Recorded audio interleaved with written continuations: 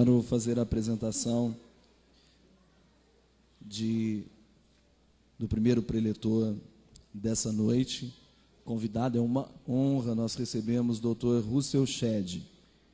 Dr. Russell Shedd, eu ouvi a apresentação do CBM e ele disse que o lugar dele seria, no céu seriam favelas, né?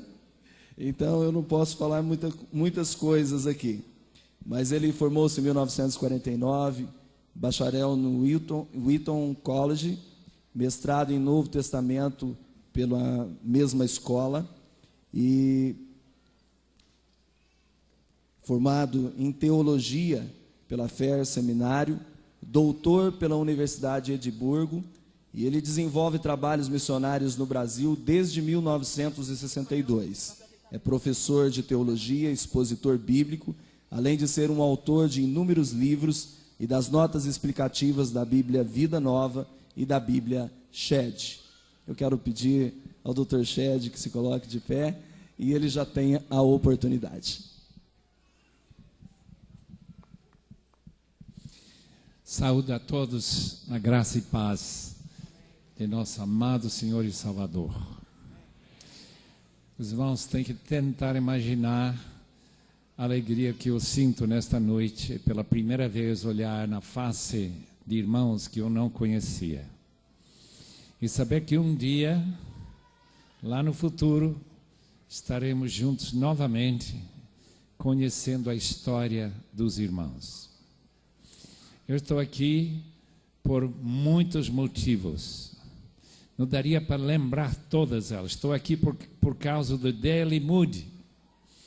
D.L. Moody fundou uma escola bíblica chamada Moody Bible Institute, de Chicago. Meu pai saiu de sua terra como Abrão, lá em Massachusetts, e foi para Chicago. Minha mãe saiu de Carolina do Norte, mesma denominação de Billy Graham, e foi para o Instituto Moody, onde eles se encontraram. E a influência daquele instituto os levou a decidir ir para a Bolívia, onde eu nasci há 77 anos atrás, e graças a Deus estou ainda em pé neste mundo, porque eu vou estar em pé no outro também. Então eu estou aqui por causa de D.L. Moody. Eu estou aqui por causa de um convite que me trouxe até Franca. Eu estou aqui porque um avião não caiu e despedaçou e levou a minha vida, como levou 188 pessoas na terça-feira passada. Eu estou aqui também porque eu tenho um livro na minha mão que eu gosto de pregar. E nós estamos aguardando do Senhor uma palavra dele nesta noite, para encorajar os amados irmãos, colegas, ministros, pastores, presbíteros, todo tipo de crente, a se engajar na última tarefa que Jesus deu para os seus discípulos. Eu tenho uma pergunta para lançar para os amados irmãos. Qual é o número que Deus mais gosta? Muita gente, quando tem que enfrentar essa pergunta, diz 7. O livro de Apocalipse está cheio do número 7. Eu acredito que não. Outros acham que o número 4, porque tem 4 estações do ano. Tem 4 direções da bússola. Também não. Outros acham que o número 3, porque Deus é triuno. Verdade. Mas o número favorito de Deus, tenho quase certeza, depois eu posso indagar, lá no céu, é o número 2. Eu percebo, por exemplo, que todo mundo aqui tem 2 olhos e não um só. Graças a Deus eu tenho 2 olhos. 2 buraquinhos no nariz. 2 braços. 2 pernas. 2 pulmões. 2 rins. 2 ouvidos. dois lados do cérebro, Sol e Lua, dois luminares, terra e mar, pai e mãe. Nós não somos filhos de uma virgem. Jesus foi filho da Virgem Maria, mas foi filho de Deus. Havia dois envolvidos na sua parentela. E agora eu quero falar sobre dois montes. Jesus, após a sua ressurreição, encontrou com seus discípulos em dois montes e não um só. Eu creio que as mensagens dos dois montes devem nos impactar nesta noite. E eu espero que todo mundo, eu inclusive, não venha dormir esta noite sem pensar seriamente sobre a palavra de Jesus após a sua ressurreição, primeiramente num monte que não tem nome. Somente sabemos que ficava na Galileia. Capítulo 28 de Mateus. Quem trouxe sua Bíblia, acompanhe essa leitura de versículos sumamente conhecidos. Mateus 28, versículo 16. Os 11 discípulos foram para Galileia, para o monte que Jesus lhes indicara. Quando o viram, adoraram, mas alguns duvidaram. Então Jesus aproximou-se deles e disse: foi-me dada toda a autoridade nos céus e na terra. Portanto, vão e façam discípulos de todas as nações, batizando-os em nome do Pai, do Filho e do Espírito Santo, ensinando-os a obedecer a tudo o que eu lhes ordenei. Eu estarei sempre com vocês até o fim dos tempos. O segundo monte é bem conhecido. Qualquer pessoa que vá para Jerusalém hoje pode visitar esse monte. Atos 1:8. Atos 1:8. As palavras de Jesus no Monte das Oliveiras, logo antes da sua elevação até o trono do Pai. Atos 1:8. Monte das Oliveiras, mas receberão poder quando o Espírito Santo descer sobre vocês e serão minhas testemunhas em Jerusalém, em toda a Judeia, Samaria e até os confins da terra. Dois montes e duas palavras distintas. No Monte da Galileia, sem nome, a palavra-chave é autoridade. Com a palavra acrescentada, toda a autoridade me foi dada nos céus e na terra. Ide, portanto, fazei discípulos de todas as etnias do mundo. Em Atos 1:8, no Monte das Oliveiras, a palavra é poder. Receberão poder quando descer sobre vós o Espírito Santo e serão minhas testemunhas em Jerusalém, em Judeia, Samaria e até Franca, no Brasil. Graças a Deus.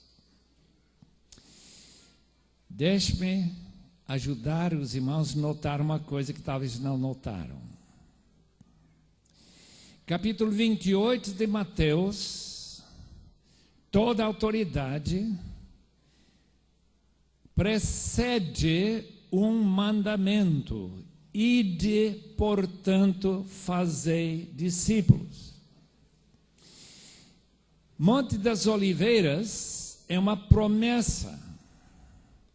Quando descer sobre vocês o Espírito Santo, receberão promessa o Espírito Santo, poder do Espírito Santo, sereis minhas testemunhas até os confins da terra.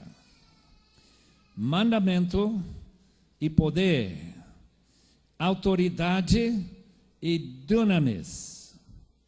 As duas palavras se confundem em algumas Bíblias. Não se deve confundir. São muito diferentes no seu significado. Autoridade vem da palavra grega ex, para fora.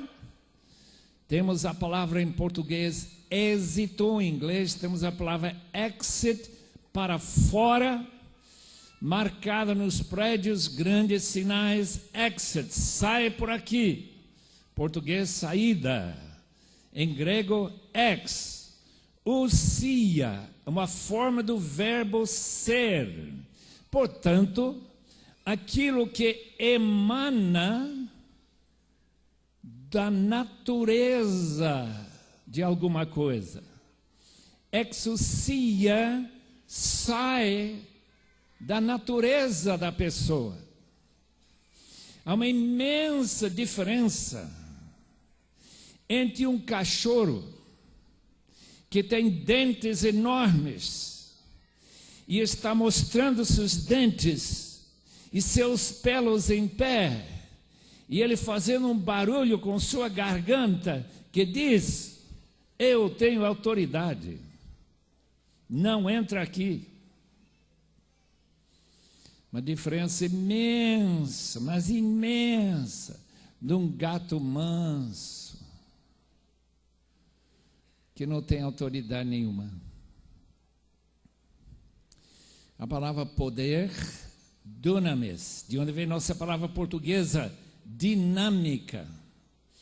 A ideia básica, capacitação, ter poder para fazer alguma coisa, habilitação, habilidade, poder, fazer diferença.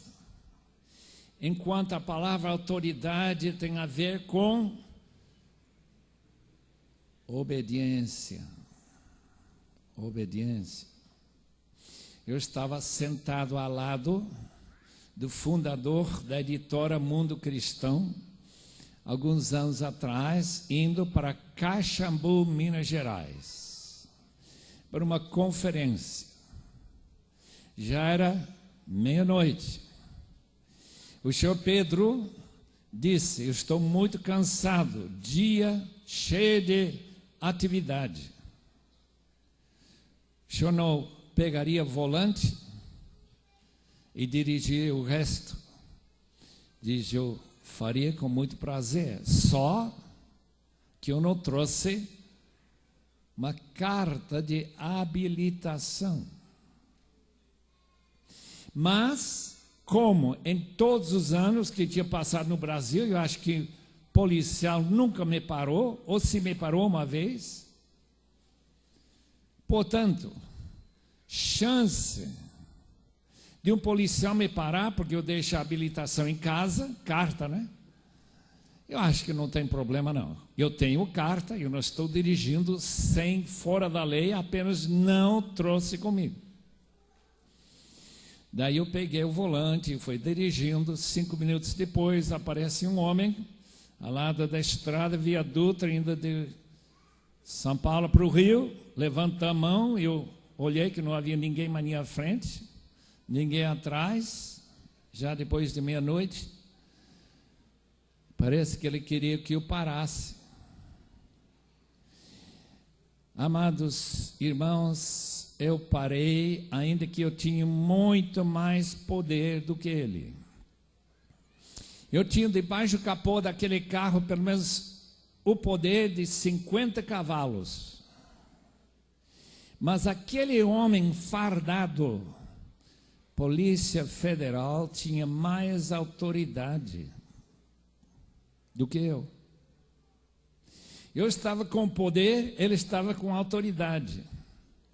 Quem ganhou essa partida foi o policial. Eu parei. Eu podia ter passado por cima dele, ido embora. Mas não era boa ideia, não. Todo mundo sabe que não seria boa ideia. Ele estava com a autoridade do governo brasileiro. Eu estava com o poder de combustível e um carro pesando quase 2.000 quilos. Mas quem ganhou, quem teve autoridade. Jesus disse no primeiro monte: tenho toda a autoridade para mandar em vocês 11 discípulos e portanto, por causa da minha autoridade, e fazer discípulos de todas as nações. Uma vez eu estava dirigindo o carro, apareceu um bêbado e levantou a mão assim, no meio da estrada. Eu passei ao lado e não parei. Sabe por quê? Faltou autoridade. Tive autoridade nenhuma. Policial tem, bêbado não tem. Queridos irmãos, o fato que o Brasil tem 25 milhões de crentes e nós temos um pequenino número de missionários, mostra que a autoridade de Jesus, na última exigência que ele deu para a sua igreja, é muito pequena, não muito maior do que aquele bêbado teve quando eu passei de lado, como se nunca tivesse visto ele. Eu quero que nesta noite os irmãos ponderem com o maior cuidado possível porque isso é verdade. Por que o Brasil dá para missões, na média, R$1,30 por crente, cada ano, não cada dia, não cada mês, não, cada ano. Eu quero entender isso, mas já sei a resposta. É porque Jesus perdeu sua autoridade sobre nós. Um dia, meu pai, missionário na Bolívia durante 45 anos, reuniu seus 3 filhos. Nossa irmãzinha não tinha nascido ainda, eu tinha mais ou menos 4 anos. Minha irmã mais velha tinha 8, minha irmã tinha 6, e ele colocou com um pouco de cerimônia um chicote para cavalo atrás da porta. Depois de pendurar aquele chicote, ele olhou para nós com uma seriedade que é difícil esquecer. Vocês nunca vão mentir. Nesta casa não se mente. Olhou para o chicote e nós concordamos com ele. Meus irmãos, chicote é tremendo para ajudar a criança a concordar. Não precisa nem tocar a criança. Número 2, nesta casa nunca vai se responder para mamãe sem respeito. Sim, papai. Novamente, lembrete. Chicote para cavalo, não para criança, mas serve muito bem para criança rebelde. Número 3, nesta casa nunca vai se falar um palavrão sequer, nunca. Até hoje, me arrepio quando escuto um palavrão. Lá na Bolívia, onde eu fui criado, palavrão por todo lado. Aquele chicote ficou por lá. Eu creio que meu pai nunca usou, mas serviu como lembrança que nesta casa não se mente, Nesta casa não se fala sem respeito para mamãe, autoridade máxima dentro da casa, com meu pai viajando a cavalo, levando o evangelho para as aldeias bolivianas. E nesta casa nunca se pronuncia um palavrão sequer. Os irmãos não têm nenhuma dificuldade em entender por que nós obedecemos. Porque junto com a palavra do meu pai, aquele chicote reforçava a palavra. Da mesma maneira que o dia em que em São Paulo, eu acredito que aconteceu por aqui também, colocou um sinaleiro que diz sinalização, fiscalização eletrônica. E apareceram umas maquinazinhas com um vidro lá na frente, eu achei que era radar. Até esse momento, durante mais de 20 anos do Brasil, nunca prestei atenção àquelas placas. Não sei se foi a mesma coisa em Franca. Placa de 60, vale nada. Placa 80, vale nada. A gente vai 100, vai 120. Por quê? Porque não houve policial, não houve multa, mas o dia que apareceu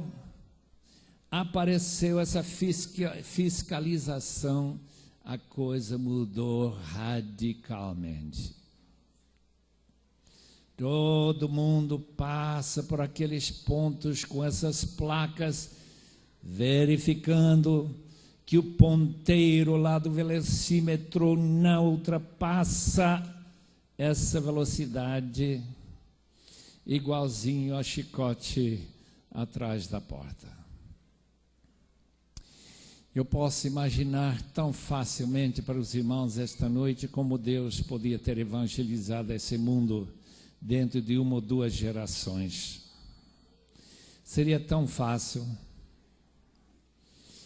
Ele diz: toda autoridade me foi dada nos céus e na terra, ide, portanto, fazei discípulos. Ordem, toda autoridade. Só que Jesus não colocou nenhum chicote atrás da porta. Eu já li esse texto 100 vezes, mas nunca vi uma indicação que acontecerá se vocês, meus irmãos, não cumprirem essa ordem. Imagina, apenas imagina, não é verdade, que se uma família cristã desta igreja não enviasse pelo menos um filho ou uma filha para evangelizar um povo não alcançado, são 90 tribos no Brasil, que ainda não tem nenhuma palavra da Bíblia em sua língua. Tem mais de 2.000 povos, etnias, tribos, ao redor do mundo, que nunca ouviram falar nenhuma palavra sobre salvação em Cristo. Qual é a ordem? Ide fazer discípulos. Agora a minha imaginação. Cada família que não dá pelo menos um filho para evangelizar uma tribo, um povo, uma etnia, aquela família vai perder todos os filhos com uma doença terrível, como câncer, como HIV, um acidente, todos vão morrer, a chegar nos 25 anos. Se Deus tivesse colocado esse chicote atrás da porta, deixe-me assegurar os irmãos que nós teríamos candidatos pelos milhares, saindo do Brasil para todos os cantos do mundo, igualzinho como fazem os mormons, e estariam lá evangelizando lugares como Togo, estariam evangelizando Benin, estariam lá as tribos de Angola e Moçambique, estão lá levando a palavra a todos os cantos. Por quê? Por medo de perder todos os filhos. E os pais ficar chorando como José, com a morte de José, que Jacó achava que tinha morrido, e pensando que ele morreria só chorando. Mas Deus não colocou nenhum castigo por nossa desobediência. Eu quero perguntar, quando eu chegar lá, talvez um anjo vai me explicar por que Jesus não disse: se vocês não cumprirem a minha palavra, vocês vão sofrer consequências terríveis. Por quê? Porque eu tenho toda a autoridade. Quando eu andava de bicicleta junto com meu pai na Bolívia, indo para as aldeias para evangelizar e ensinar os irmãos a obedecer às leis da palavra, em várias ocasiões cachorros saíram das suas casas à beira daquela estrada de terra, mostrando seus dentes, e veio atrás da gente. Meus irmãos, eu tentava fugir o mais rápido possível. Houve um incentivo tremendo ver aqueles dentes daqueles cachorros atrás de mim. Mas essa ordem de Cristo não tem dente. Não tem dente.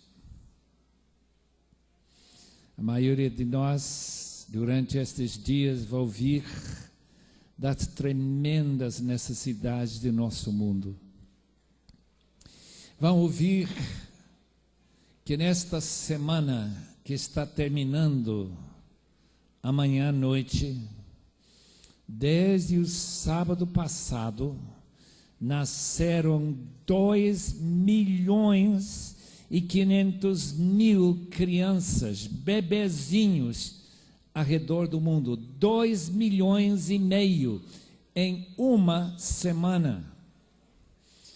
Em 2 meses, nascem crianças para duplicar a população do grande São Paulo.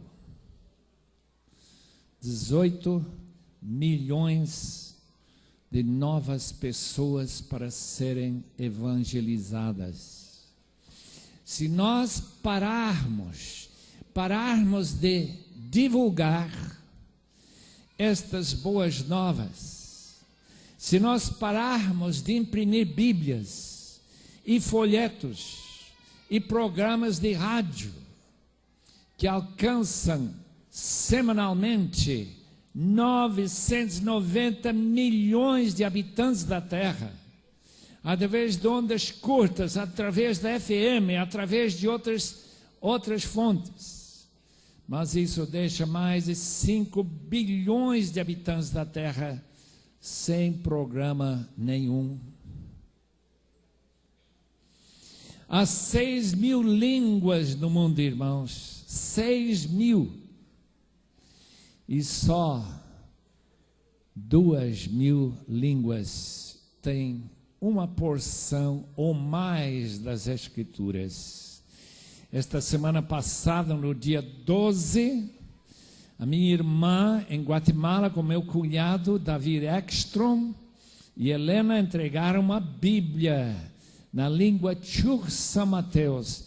Glória a Deus, irmãos. Num só dia deu para vender, eu acho que mais de 3.000 Bíblias para aqueles índios Chuch São Mateus. Depois de anos de árduo trabalho, revisando, traduzindo, perguntando ao índio o que significa esta frase, como soa, qual a ideia. E finalmente ficou impressa essa Bíblia e foi passada para aqueles índios. Ficaram tão felizes, agora eu posso ler a Bíblia na minha própria língua. Glória a Deus. Glória a Deus. Capítulo 7 de Lucas. Que linda história, capítulo 7 de Lucas. Um dia, um capitão romano, gentil, teve um servo dele, um ajudante, provavelmente tipo secretário, muito importante para aquele comandante de batalhão. E ele fica definhando, e aquele centurião percebe que ele vai morrer. Mas como ele era de Cafarnaum, Jesus era de Cafarnaum, ele teve uma ideia muito importante. Ele disse: por que não convidar Jesus a curar este servo? Mas era gentil, ele não tinha coragem de chegar a Jesus e pedir que ele fosse curar esse servo.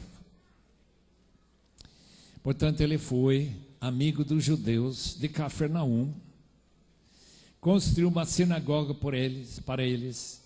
Ele disse: vocês não pediriam Jesus vir para minha casa e levantar da beira da morte meu amado servo? E os judeus disseram: pois não. E foram falar com Jesus, e Jesus diz: claro que eu vou.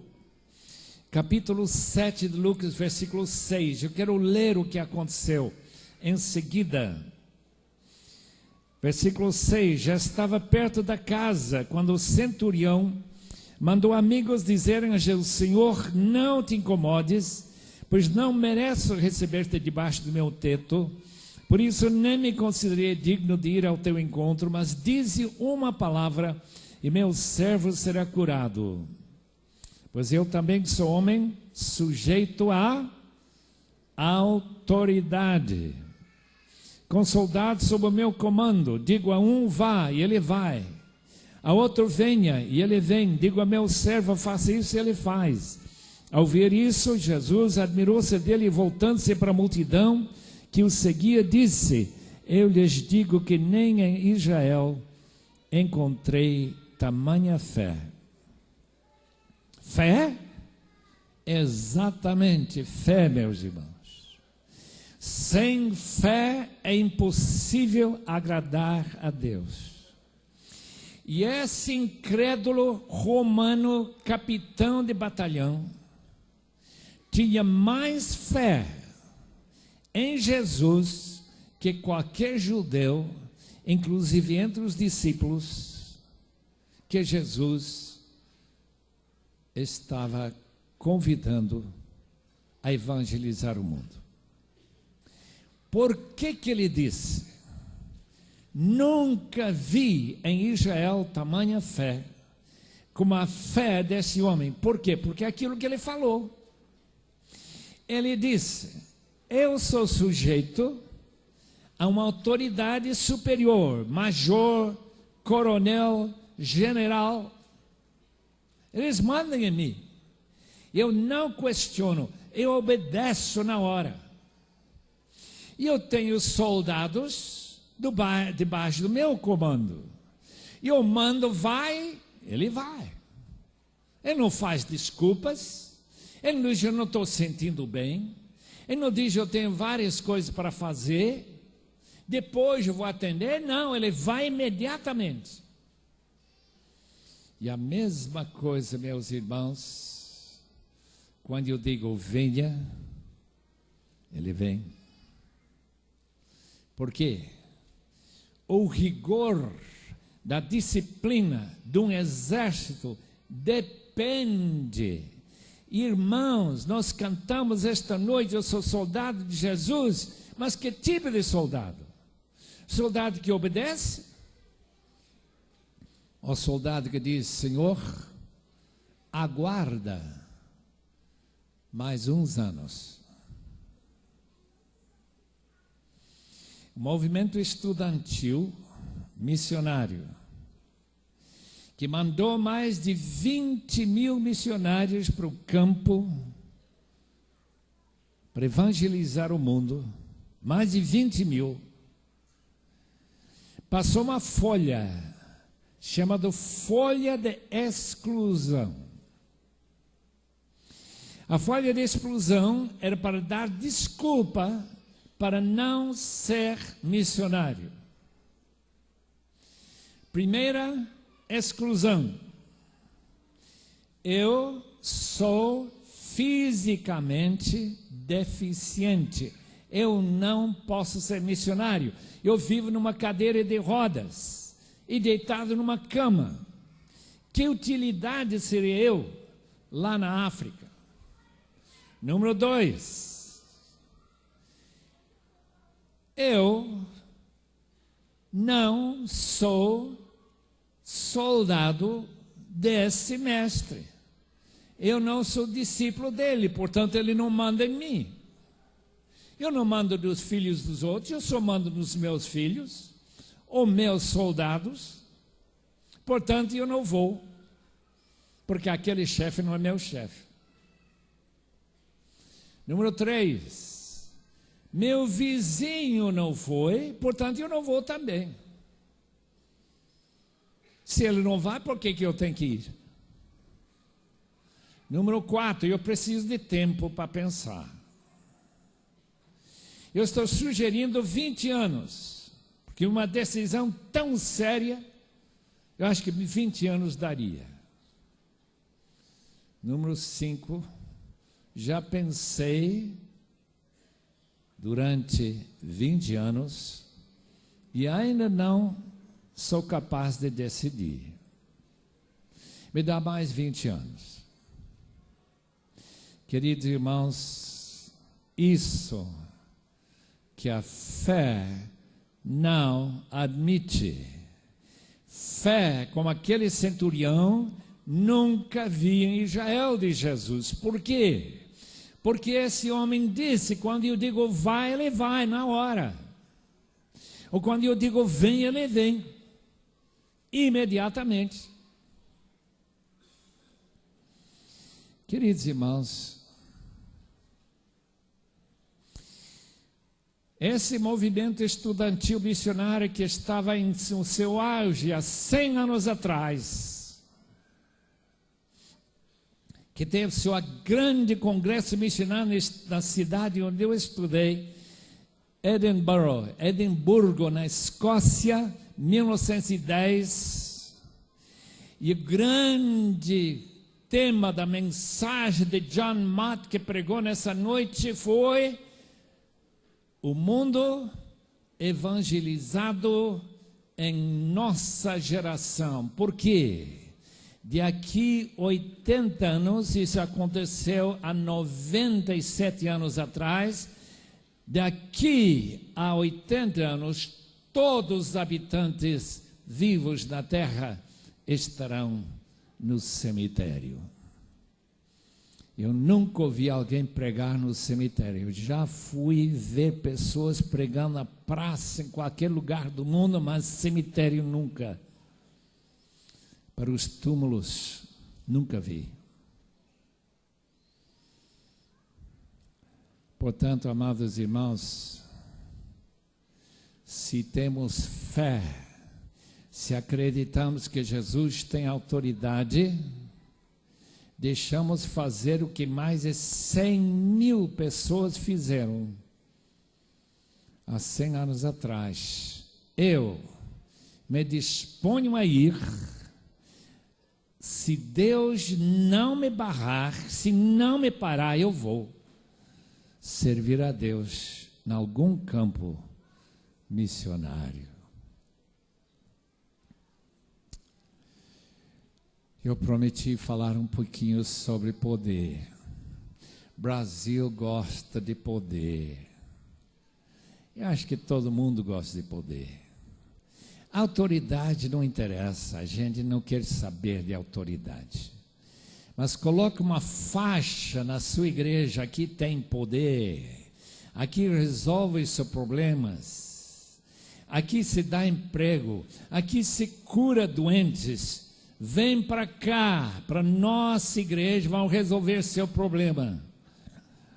Por quê? Porque aqui tem dunamis. Imagina alguém colocar essa faixa na sua igreja. Aqui tem autoridade de Cristo. Aqui só se fala de obedecer. Não, meu irmão, não daria certo não. A igreja fica vazia. Ninguém quer saber o que eu tenho que fazer para obedecer, não. O que eu quero saber é onde que eu posso pegar poder para vencer os problemas da vida.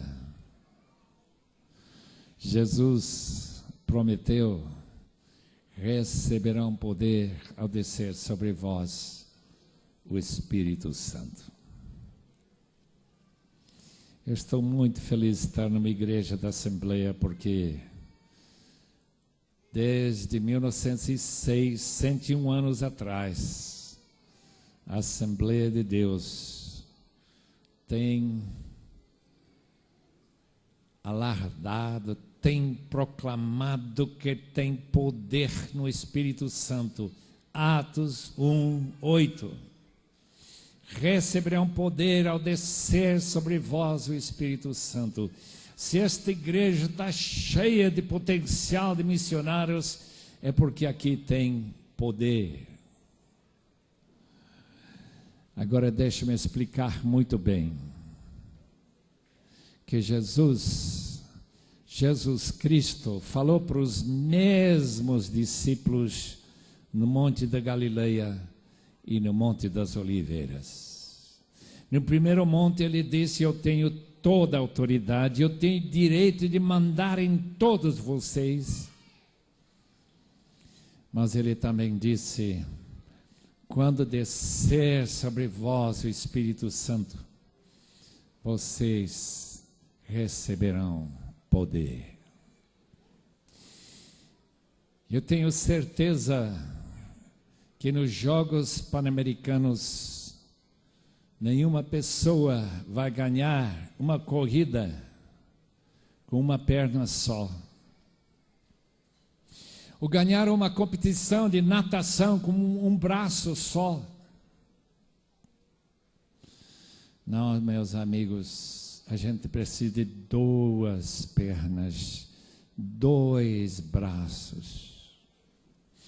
E Jesus Cristo diz que os seus discípulos precisam de submissão à autoridade e precisam do poder do Espírito Santo. Que adianta obedecer a Jesus e chegar em Benin, chegar lá em Arábia, como nós ouvimos uma moça dizer: eu estou disposto a ir para a Arábia. E os irmãos sabem que na Arábia, se você evangelizar alguém, você perde a cabeça. A pessoa está dizendo: eu vou lá para morrer. E o país mais perseguidor do mundo é a Arábia Saudita. Meus irmãos, autoridade sem poder vale muito pouco. É como aquele senhor, não sei quem era. Eu estava no hotel de Fortaleza e estava olhando da janela lá embaixo, vendo um pregador pregando, obedecendo a palavra de Jesus e de proclamar as boas novas a toda criatura. Mas nenhuma criatura parou para ouvir. Todo mundo fez assim, um ciclo em volta dele grande e foi embora. Todo mundo passava de um lado, passava do outro, mas não escutava nada que ele falava. Não prestava nenhuma atenção. Totalmente diferente do dia de Pentecostes, quando Pedro levantou-se e começou a pregar, e quem ouviu, mais de 3.000 pessoas se decidiram. Isso, meus irmãos, é poder. Pedro obedeceu, o Espírito Santo desceu sobre ele naquele dia, e 3.000 almas se renderam ao Senhor Jesus, e ele nem fez apelo. O poder do Espírito Santo foi como uma espada que traspassava o coração daquela gente. Nós estamos perdidos, estamos sendo enviados para o inferno. Eu não quero ir para o inferno. O que é que eu posso fazer, Pedro, para escapar do inferno? Palavra do apóstolo Paulo, Romanos 15, versículo 18.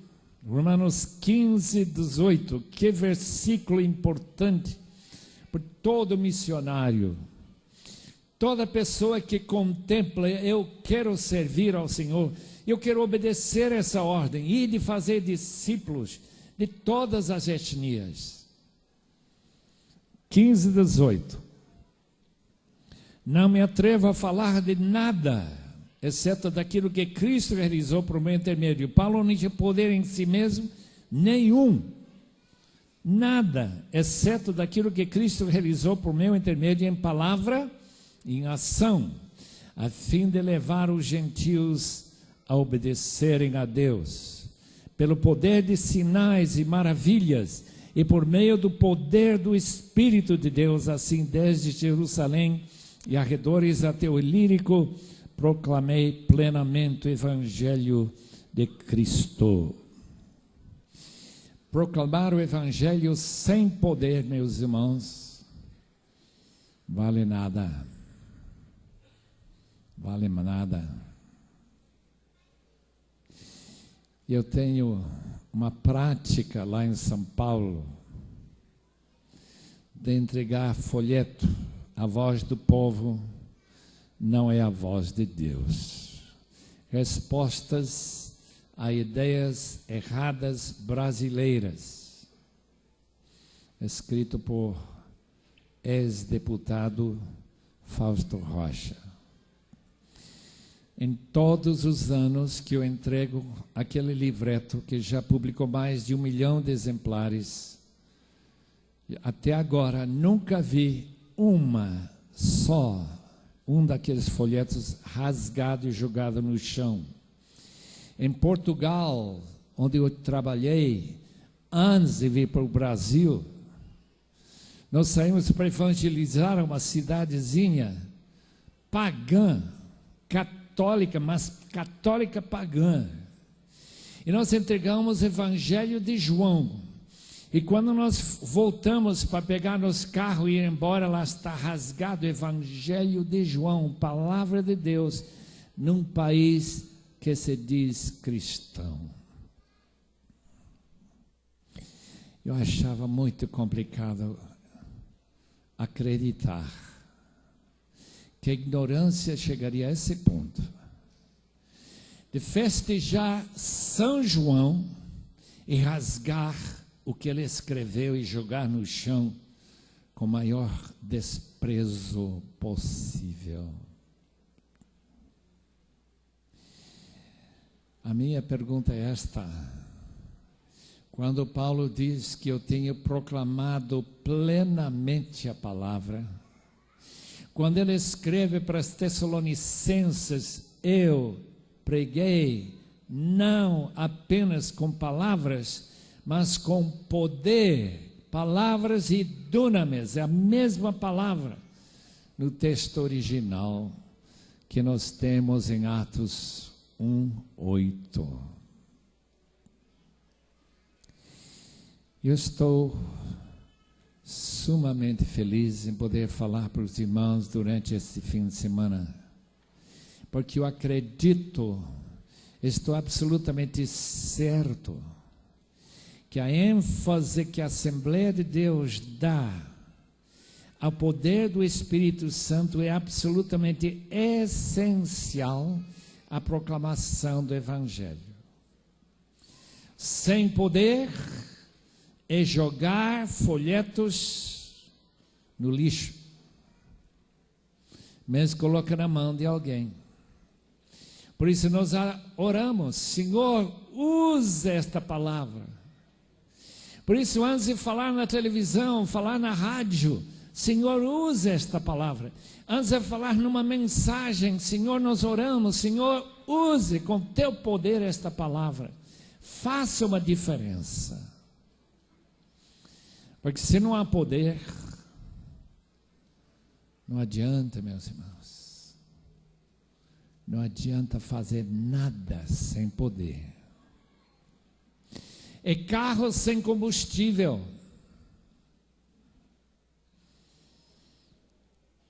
É defunto sem coração. A bombear sangue circular. Crente que quer ser missionário, que não tem poder. Nesta noite, eu quero fazer um apelo. Meu apelo é o seguinte: Deus tem suficientes jovens neste auditório para evangelizar algum país inteiro. Um país com milhares de pessoas que nunca ouviram falar de Jesus. Uma tribo com 50 mil habitantes. Aqui, neste auditório, nesta noite, tem gente suficiente para evangelizar aquela tribo. Mas eu não recomendaria pegar um avião, ir até Moçambique, ou qualquer outro país do mundo, Sibéria, Nepal, Mongólia, a não ser que você tenha grande manifestação de poder. Palavra de Jesus: toda a autoridade me foi dada nos céus e na terra.